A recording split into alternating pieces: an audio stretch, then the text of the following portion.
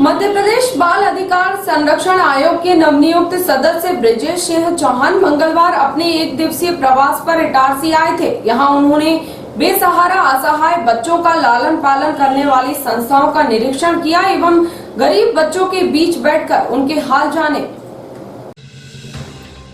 प्रदेश सरकार बाल अधिकार एवं उनके संरक्षण को लेकर अपनी जन कल्याणकारी योजना सक्रियता से जमीन पर उतारने की तैयारी कर रही है।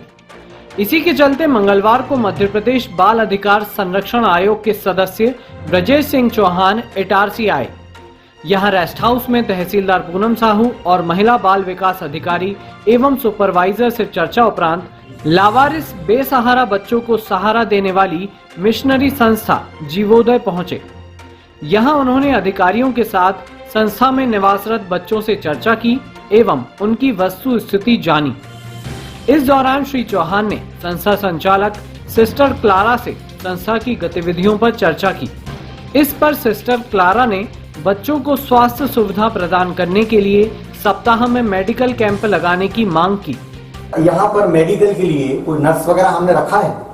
नर्स करके नहीं है, फिर कैसे हम पैरामेडिकल स्टाफ। हाँ ये दिख रहा है। नहीं सिस्टर, क्या है अभी तीसरी लहर का आशंका है, आने वाला है, ऐसा है। तो उसके लिए हमको प्रिपेयर्ड रहना है। अब फर्स्ट एड हम रखें और फर्स्ट एड में लेकिन बच्चा कहीं कोई बुखार आ रहा है, कुछ आ रहा है, तो ठीक है, छोटी मोटी चीज के लिए तो हम यहाँ प्राथमिक उपचार हमारा कर। जीवोदय में निरीक्षण के बाद मध्य प्रदेश बाल अधिकार संरक्षण आयोग के सदस्य का काफिला न्यास कॉलोनी स्थित मुस्कान बालिका गृह पहुंचा। यहां सर्वप्रथम अतिथि के स्वागत में बालिका ने गीत प्रस्तुत किया। स्वागतम स्वागतम स्वागतम स्वागतम स्वागतम सारेगा मगरे मगरे नी सारे घर घर सा सारेगा मगरे। इसके उपरांत बिना कोई औपचारिकता के श्री चौहान सीधे बालिकाओं से रूबरू हुए और उनसे बालिका गृह की दिनचर्या की जानकारी ली। जैसे रोजाना दलिया मिलता है या कब कुछ अलग अलग आ रहा है उसके भी खाते हो? अच्छा, पढ़ाई कौन कर रहा है? हाथ खड़े करो। तुम सब स्कूल जाते हो या यही पढ़ाई करते हो? बालिकाओं से चर्चा के बाद संस्था संचालक मनीष ठाकुर के साथ बालिका गृह का जायजा लिया और कुछ जरूरी दिशा निर्देश दिए। जाते वक्त श्री चौहान ने बालिका गृह परिसर में पौधरोपण कर बच्चों को पर्यावरण से जोड़ने को कहा। उन्होंने कहा कि बच्चों को संस्था में खिलाना और सुलाना ही नहीं है, बल्कि उन्हें शिक्षा के प्रति जागरूक कर उनके भविष्य को बेहतर भी बनाना है। ये गार्डन बना लो बच्चों के लिए, किचन गार्डन बनाओ, बच्चों को किचन गार्डन में मेहनत कराओ। ये बन गया ना? हाँ, सब्जी यही होगा भी। हमने तो कई ऐसे देखे कई जिलों में, सिवनी में इतना अच्छा बढ़िया बालिका गृह ने खुद ही अपना किचन गार्डन बनाया। हाँ, तो ये सब चीजें जो है ना, ये बहुत बढ़िया है। यहाँ तुम्हारे पास जगह बहुत पर्याप्त है उसको अपडेट करने की लिए। बाकी तो फिर ठीक है, खुलापन है, थोड़ा सा बिल्डिंग को अपडेट करने की जरूरत है। बाकी किचन गार्डन बन जाएगा, खेलने की जगह बन जाएगी। लेकिन बच्चों को क्या है, सिर्फ खाना खिलाना और सुलाना, ये हमारा ध्येय नहीं है सरकार का। हमारा ध्येय ये है कि उनकी एक्टिविटी हो, समाज में वो जुड़े, वो जिस परिस्थिति से आए हैं उस परिस्थिति में वापस न जाएं, ये हमारा ध्येय है। यहाँ से आयोग के सदस्य समरस्ता नगर झुग्गी झोपड़ी पहुँचे थे। श्री चौहान झुग्गी बस्ती समरस्ता नगर पहुंचकर गरीब बच्चों से मिले। यहाँ बच्चे नीचे दरी पर बैठे थे तो श्री चौहान ने भी कुर्सी पर बैठना उचित नहीं समझा। वे भी बच्चों के साथ नीचे बैठ गए और उनसे पढ़ाई लिखाई पर बातें की। बच्चों ने भी श्री चौहान को पहाड़े, गिनती, ABCD पढ़कर बताई। टेबल आते ना टेबल सुनाने चाहिए। पहाड़े सुना दे। ये सरदारी सुना तुम। सुना दे अच्छे से।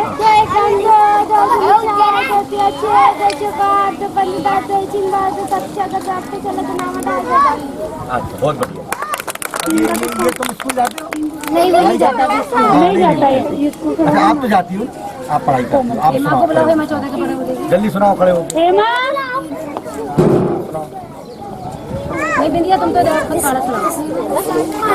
इस दौरान उन्होंने बच्चों को कॉपी और बिस्कुट के पैकेट वितरित किए। समरस्ता नगर में श्री चौहान को सामाजिक कार्यकर्ता सुमन सिंह और दशरथ चौधरी ने बच्चों के लिए स्वीकृत शाला भवन के संबंध में ज्ञापन दिया तो यहाँ मौजूद संकुल प्राचार्य अखिलेश शुक्ल और एनपी चौधरी से आयोग सदस्य ने स्वीकृत शाला भवन के संबंध में चर्चा की। वहीं आंगनवाड़ी सुपरवाइजर दीप्ति शुक्ला, आंगनवाड़ी कार्यकर्ता श्रीमती गौर, आशा कार्यकर्ता बीनम लोवंशी ने समरसता नगर में एक आंगनवाड़ी केंद्र की आवश्यकता बताई।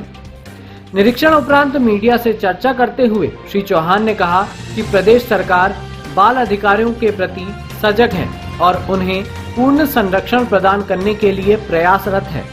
कोरोना महामारी के दूसरे दौर के बाद लगातार मैं जिलों के दौरे कर रहा हूं और बैतूल जिले में मैं अभी दौरा करने गया था। वहां से लौट के मुझे इटारसी विजिट करना था। यहां पर मैंने हमारी जो महिला बाल विकास से संबंधित संस्थाएं होती है, जो बच्चे जिनको नीट एंड केयर देखरेख के बच्चे रखे जाते हैं, उनका निरीक्षण किया।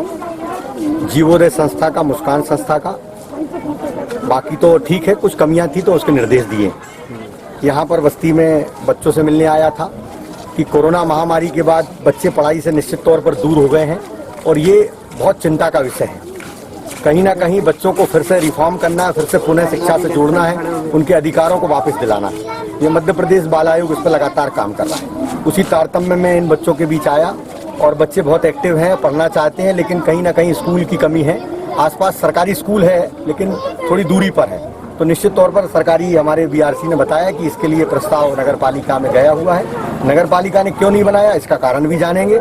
निश्चित तौर पर पत्राचार करेंगे, सीएमओ से बात करेंगे, कलेक्टर महोदय को चिट्ठी लिख के और इनका जो हक है वो दिलाएंगे। दूसरी बात, मिनी आंगनबाड़ी की मांग यहाँ पर की गई है, वो भी हम हमारे विभाग को पत्र लिखकर और उसको भी हम दिलाने की पूरी कोशिश करेंगे। ये हमारा दायित्व, हमारी जिम्मेदारी है। और बच्चों के लिए हम सतत इस बात का प्रयास कर रहे हैं, देख रहे हैं कि कहीं ना कहीं बच्चे जो शिक्षा से दूर हो गए, एक तो शिक्षा से जुड़ जाएं, उनकी देख रेख, उनकी संरक्षण सही तरीके से हो।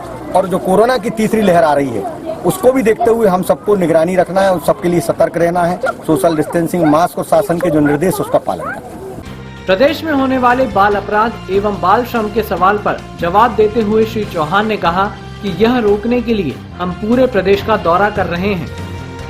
अभी कोरोना के कारण तो काफी कम हुए हैं, ऐसा मेरा आंकड़ा है और मैंने निश्चित तौर पर इस पर सर्च भी की है कि कोरोना के लॉकडाउन के बीच जो है वो अपराध कम हुए हैं। लेकिन अब जो स्थिति आई आगे, निश्चित तौर पर उसमें मुझे लगता है कि ऐसी संभावनाएं बढ़ जाती है। जब रोजगार और धन की क्षति होती है, रोजगार कम होते हैं, तो फिर आदमी इन सब चीजों में लिप्त हो जाता है। तो कहीं ना कहीं ये अब आगे बढ़ सकते हैं। निश्चित तौर पर इसके बाद बाल श्रम की संभावना जरूर बढ़ी है कुछ जिलों में, जो ट्राइबल जिले हैं, जो मैं देख रहा हूँ। अभी अलीराजपुर, झाबुआ, मध्य प्रदेश के मैंने दौरे किए और बैतूल में भी गया।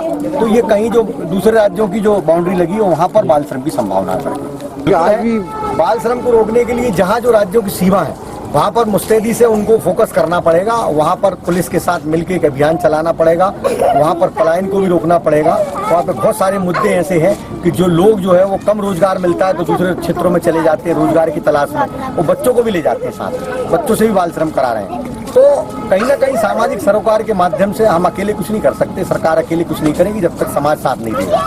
कहीं ना कहीं समाज की बहुत आवश्यकता है इसमें साथ देने की। तो ये सब मिलजुल के ही हम सब समन्वय बनाकर सारे विभागों के साथ, आज बैतूल में भी कल प्रशासन के साथ बैठक इसी बात की और वहाँ पे भरोसा अधिकारियों ने दिलाया कि हम इसको रोकेंगे। तौर पर मैं इसको रोक लगाने के लिए जो संभव प्रयास हो सकेंगे वो करूंगा। और मुझे भी लग रहा है कि इस बस्ती में जो बच्चे हमारे वो गलत दिशा में जा सकते हैं, तो इसके लिए जो विभाग होंगे उनको संबंधित विभागों को हम पत्राचार करके उनसे बातचीत करके पुलिसिंग को हम बढ़ावा देने के लिए भी हमने अभी टीआई साहब से कहा है कि पुलिसिंग बढ़ाइए आप, है ना, बराबर इनको उस दिशा में ना जाएं, गलत दिशा में ना जाएं और शिक्षा से जुड़ें। शिक्षा से दूर क्यों हो रहा है, इन टीचरों की भी जवाबदारी, इनके भी हमने इनसे अनुरोध किया। बीआरसी साहब भी हमारे सब विभाग है, कहीं ना कहीं हम सब मिलकर प्रयास करेंगे आप सबको। मध्य प्रदेश बाल अधिकार संरक्षण आयोग के नवनियुक्त सदस्य एवं राज्य मंत्री दर्जा प्राप्त ब्रजेश सिंह चौहान ने आज मंगलवार को अपनी उपस्थिति प्रभावशाली ढंग से दर्ज कराई, जिसका कितना असर होगा यह तो समय ही बताएगा। डिजियाना न्यूज इटारसी के लिए गिरीश पटेल की रिपोर्ट।